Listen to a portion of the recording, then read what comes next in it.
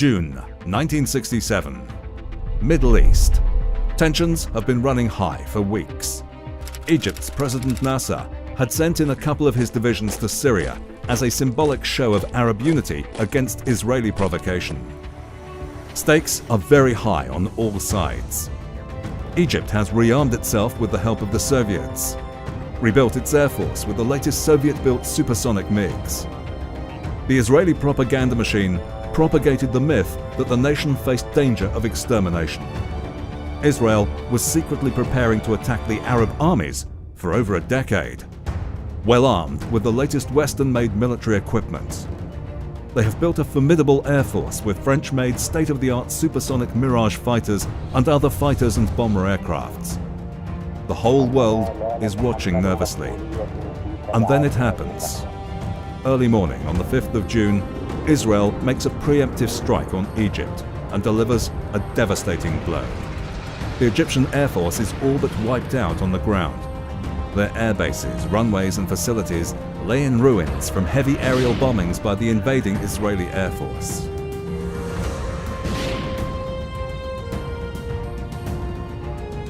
Nasser's MiGs don't even get a chance to take off. They are bombed to pieces on the ground. The Arab sides lost more than 450 combat aircraft that day. Without the necessary air cover, Egyptian and Syrian armies were doomed and at the mercy of the Israeli Air Force. After neutralizing the Egyptian Air Force, Israel turns its eyes on another of its neighbors, Jordan. Jordan only had a batch of 24 British-made Hawker Hunters to defend its airspace, and not even enough pilots to fly these subsonic jets. After wiping out relatively better-equipped Syrian-Egyptian air forces, Israel is super confident, and it's just a matter of time to annihilate Jordanian Air Force and bring Jordan to its knees. So the next wave of Israeli aircraft arrive over the Jordanian sky around midday of June 5th. Should be an easy task for the French-built Mystères and Super Mystères to finish the job and go home. But then, the most unexpected thing happens. A young Pakistan Air Force pilot, flight lieutenant of the then East Bengal origin, had arrived in Jordan 6 months earlier to train their pilots. Fearing the breakout of a war, the ill-prepared Jordanians asked Saiful Azam and his fellow officer, Sarwar Shad, whether they would volunteer to defend Jordan. These young Pakistanis agreed, and Israeli pilots were to get the shock of their life in that attack. This 26-year-old flight lieutenant was Azam, Saiful Azam. Azam's first combat training started in the USA in late 50s, and in April 1961, he was awarded Top Gun at the Luke Air Force Base, Arizona. He had finished top of his class in strafing and bombing training at Luke. Over the 6 days of one-sided mayhem, he would only get 2 opportunities to take on the Israeli combat pilots in the sky, and he would make history. Azam and his 4-plane fighter group managed to take off just seconds before the Israelis attacked the Mafraq air base and engaged them in dogfights. Azam shot down an Israeli Mystère 4 in a flash. His victim crashed to his death at the perimeter fence of Mafraq base. He gave chase to 2 more Israeli fighters fleeing at full speed. He caught up with one and shot it down. His wingman, Ihsan Shurdom, also shot down another Mystère in the same fight before they landed at Amman airport. The Israelis lost half of their 6-plane formation in the single attack. Mafraq Air Base was damaged so badly that the remaining aircraft, including Azam himself, they landed in Amman International Airport. When Azam landed in Amman, he basically ordered the ground crew to refuel his plane and reload his guns. He wanted to fly back up in the sky.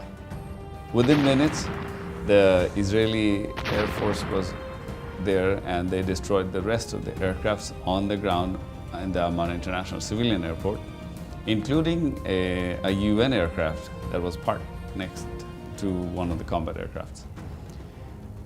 So Jordan lost its entire Air Force, most of it on the ground, with one exception. which is Azam and his fighting group, he was able to shoot down 2 aircrafts. As a matter of fact, his fighting group is the only one who had some success against the Israelis because they were able to face them in the air. Majority of the aircrafts were destroyed by the Israelis as planned on the ground. So without having any aircrafts, the King Hussein bin Talal decided to send his pilots to Iraq. Iraqi Air Force was using the same aircraft, the Hawker Hunter. Azam was transferred to Iraq the next day. He was asked to defend Iraq from the Israeli air attack now. So he was again in action on the morning of the 7th of June. And the most unlikely incident took place that morning. Azam shot down a supersonic Mirage and one Israeli Vator bomber. Israeli fighter pilots had finally found their match in Saiful Azam. On the 7th morning, I was woken up by one pilot. বললো sir আপনি উঠেন, আপনাকে volunteer করা হয়েছে। I don't know anybody who's volunteer. I didn't know volunteer করেছে, আপনি mission lead করবেন, 4 জন যেতে হবে। আপনি সিলেক্ট ইউর আদার 3 পার্টনার্স। আমি একটা জর্ডানিয়ানকে সমস্যা অ্যান্ড দেন একজন ইরাকি, 2জন ইরাকি পাইলট, 4 জনকে নিয়ে আমরা টেক অফ করলাম। We were covered H3 পৌঁছেছি, তখন বললো যে বিগ স্কোয়াড্রন আসছে, look around for anything. We saw 4 aircraft, bounced 2 on one and then 2 on the other side. There I shot down the third aircraft, which is the Mirage. When I shot the Mirage down, my number 2 was shot them. He gave a call, now sir, you have got the party. I said, yes, now I have got it confirmed. Azam, he was still in business. He wasn't celebrating because he spotted a Vator 2,000 feet below. So in order to keep this enemy in full view, while the Mirage exploded, by the way, the pilot, his name was Gideon Dror. He ejected out of the Mirage and he was descending with his parachute. While Azam spotted this Vator a couple thousand feet below, he did which you call a split S maneuver in aerobatics terminology, where you invert your aircraft completely and you go through a motion where you very quickly lose altitude and get behind the enemy aircraft. With this maneuver, within seconds, he positioned himself or his Hunter behind this Vator at a very high speed, around 450 knots, where he was closing in on this very large aircraft. And he got so close to the plane that he was hesitant whether he should pull the trigger because he would be in the debris field if the plane starts falling apart. But he decided to do it anyways.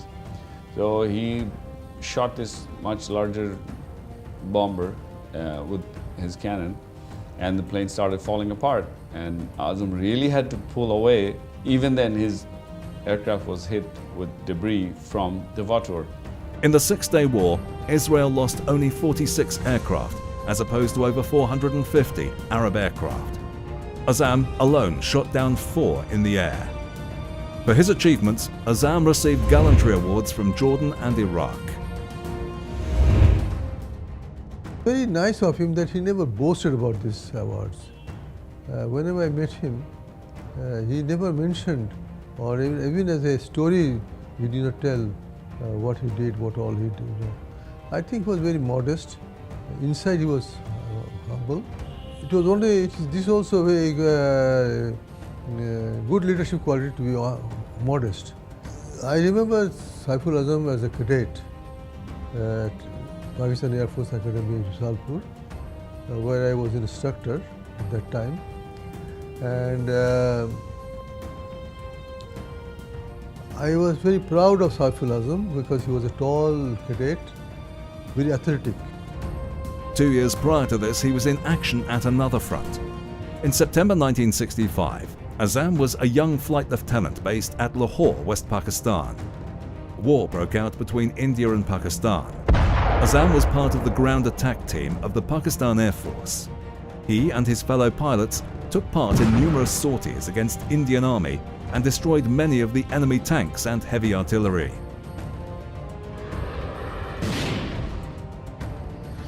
On his way back from one of these missions, Azam and his group came under attack by Indian Air Force jets.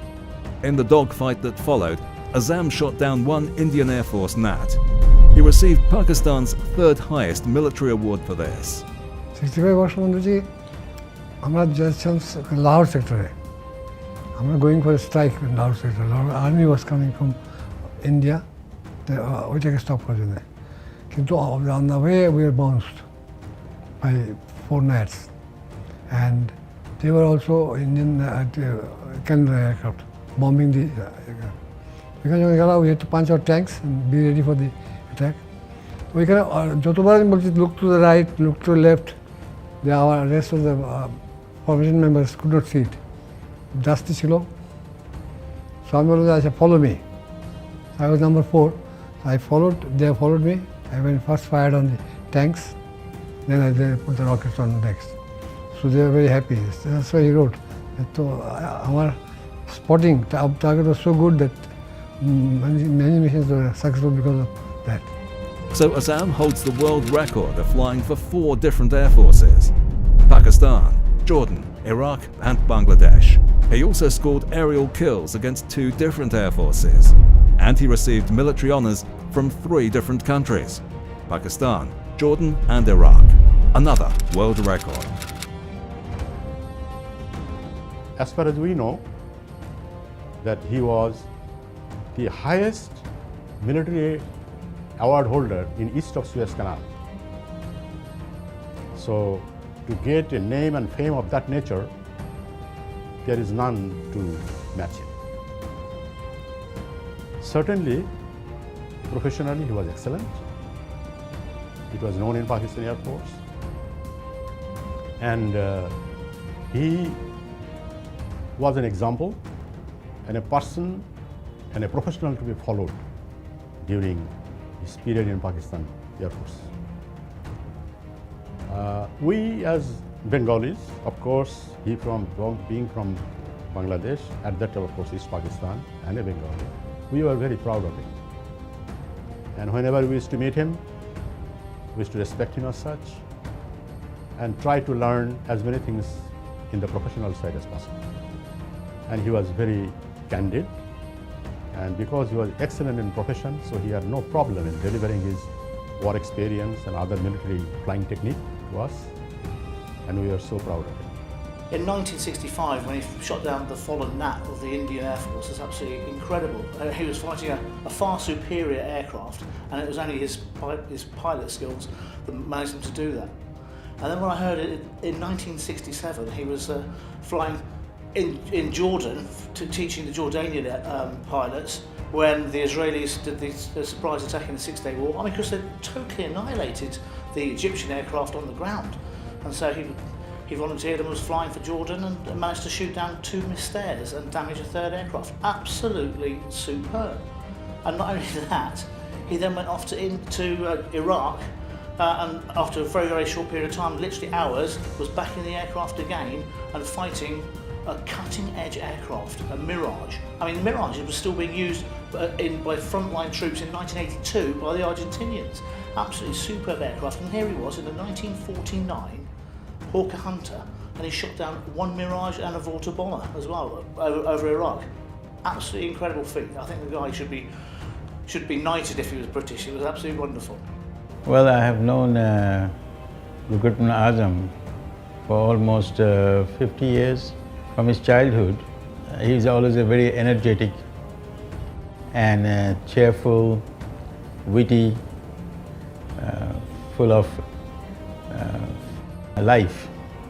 I remember once he was, when we were having our school day in Lower Topa, he visited us, and we met, and he was so encouraging that year I did not get any trophy on our school annual competition.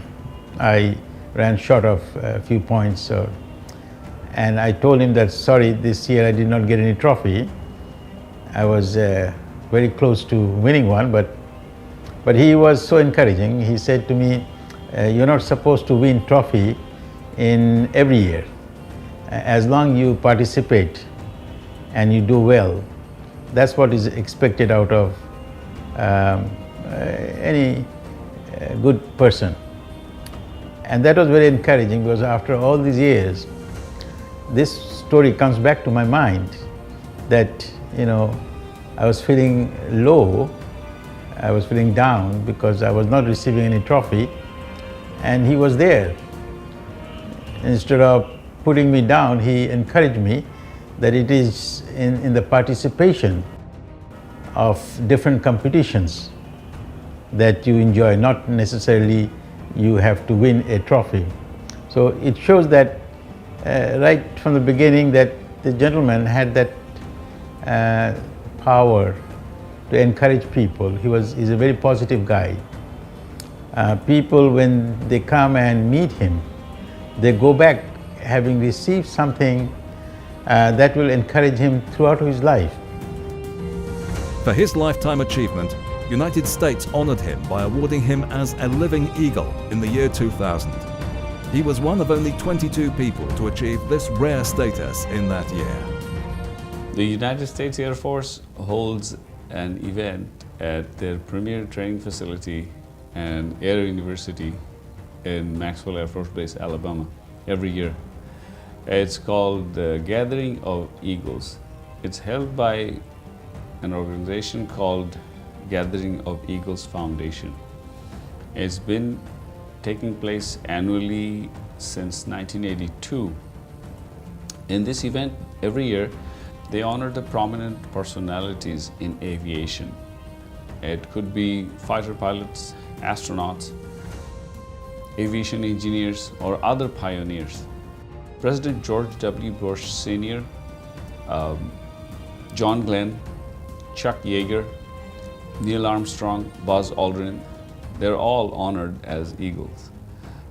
In the year 2000, Azam was invited to join this event as one of the 22 living Eagles of the world. This event took place between June 8th and June 12th. This was a great honor for Azam. I worked with Azam closely for the last 3 years, writing his biography. I was fortunate enough to spend some time with him at his office, at his home. I find him aside from a fighter pilot, I find him to be a very decent human being. Yes, he is well respected amongst his peers, amongst other fighter pilots of Bangladesh, Pakistan, Jordan, and Iraq, and other parts of the world. But what amazes me is he is respected by everyone else.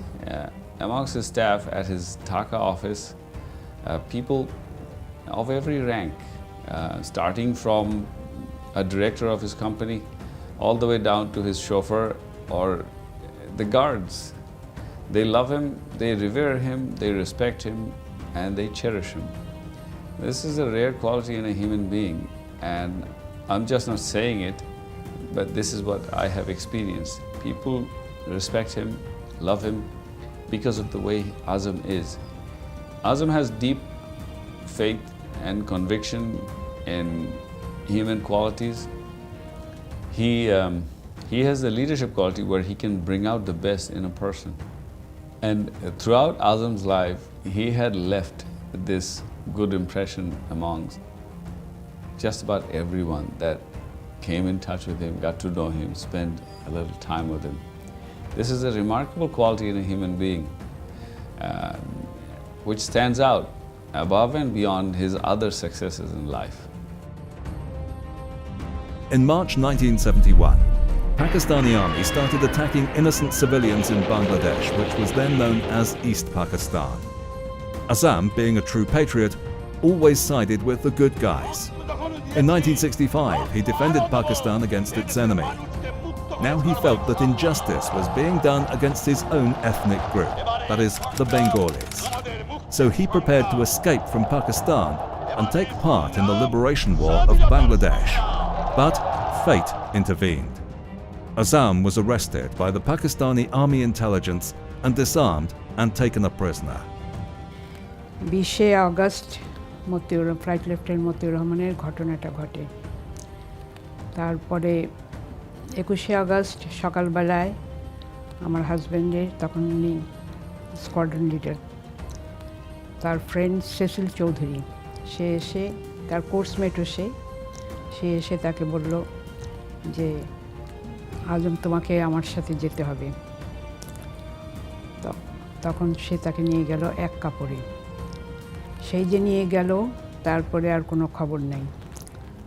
তারপরে 20 দিন হয়ে গেল, 21, তখনও কোনো খবর নেই, সে আছে না বেঁচে আছে না মারা গেছে, কেউ কিছুই বলেন আমাকে। পরে আমি করাচিতে মরিপুরে ওখানকার বেস কমান্ডারের সাথে দেখা করতে গেলাম। বেস কমান্ডার ছিল না, তার ওয়াইফকে জিজ্ঞেস করলাম যে আমার হাজব্যান্ডকে আপনারা কী করেছেন, সে কি বেঁচে আছে না মারা গেছে সেটা আমাকে বলেন অন্তত আপনারা। সে বলল আমি কিছুই বলতে পারি না।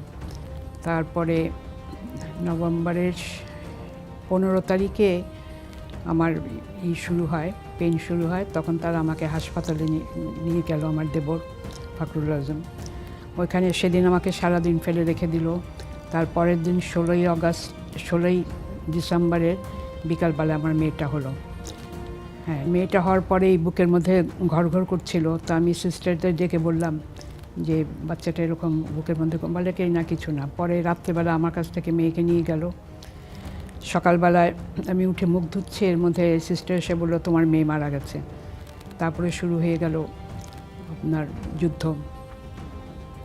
যুদ্ধের সময় আমরা এই ঠান্ডার মধ্যে ট্রেনচে ছোটো ছোটো 2টা বাচ্চা নিয়ে আমরা ট্রেনচে রাত্রেবেলা চলে যেতাম। মরিপুরে খুবই বম্বিং হতো। তারপরে এরপরে যখন আপনি যুদ্ধ শেষ হলো, তখন আমার হাজব্যান্ডকে লোয়ার টোপার থেকে ফেরত পাঠানো হলো। ফেরত পাঠানো হওয়ার পরে তারপরে আমরা 72 এপ্রিলে বোধহয় আমরা পেশোয়ার আমাদের হোয়াটসঅ্যাপ ক্যাম্পে পাঠিয়ে দেওয়া হলো। হোয়াটসঅ্যাপ ক্যাম্পে থেকে আমরা 74-এ 9 জানুয়ারি ঢাকাতে ফেরত আসি। At the end of the war, he returned to his native Bangladesh and served its air force. He is exceptionally humble and always plays down his own achievements. But his fans idolize him. In a way, he is above the regional politics of Bangladesh and Pakistan. A lot of Pakistanis admire him and treat him as their own. Arabs are grateful to him and are in awe of him. The fact that the United States awarded him Living Eagle says it all.